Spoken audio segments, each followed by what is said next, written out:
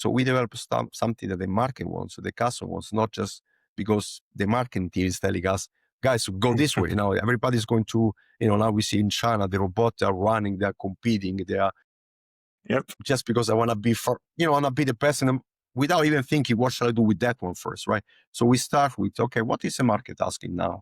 What would be nice for that customer to have in 2 years?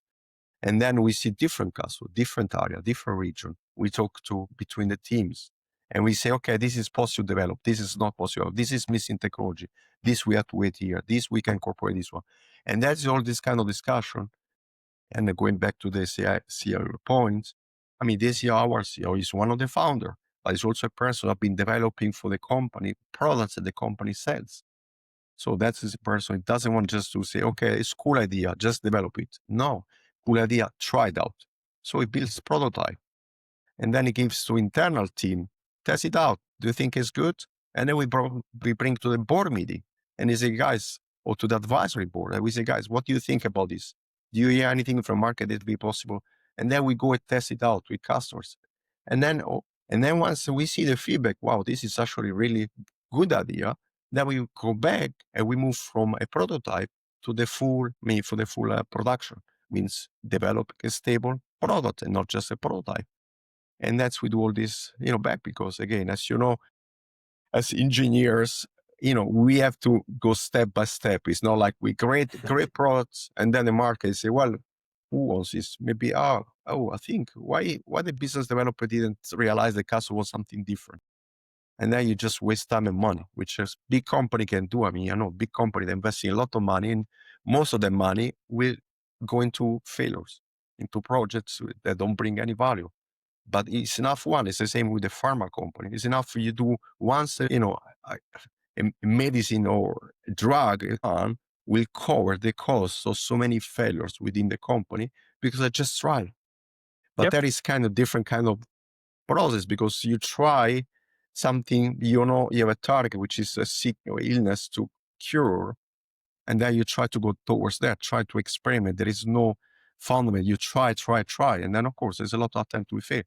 In our world, it's the same with the artificial intelligence. You try, but again, you should try to listen first to customer needs, market needs, before just getting crazy with idea, which are fine. I mean, as engineer, I used to develop stuff.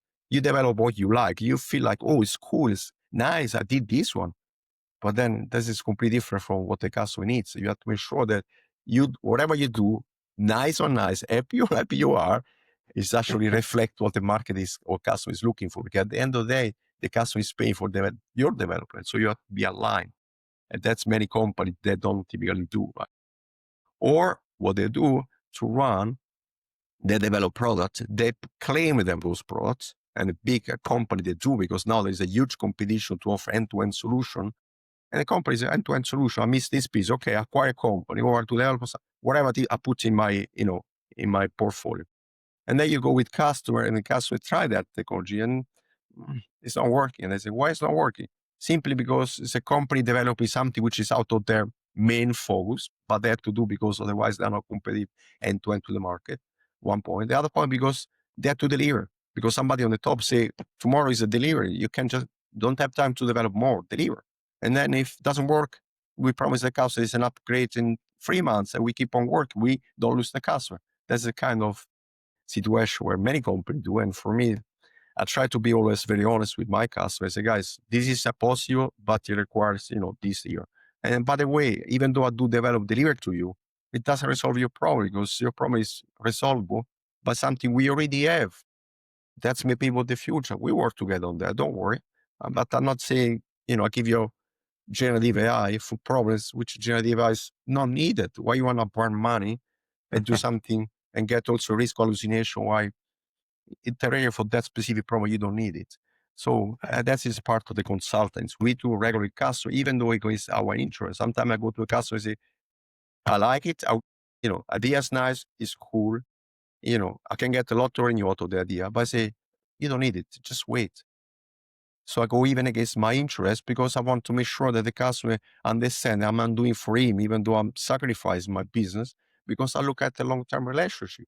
How many of these big companies they do that?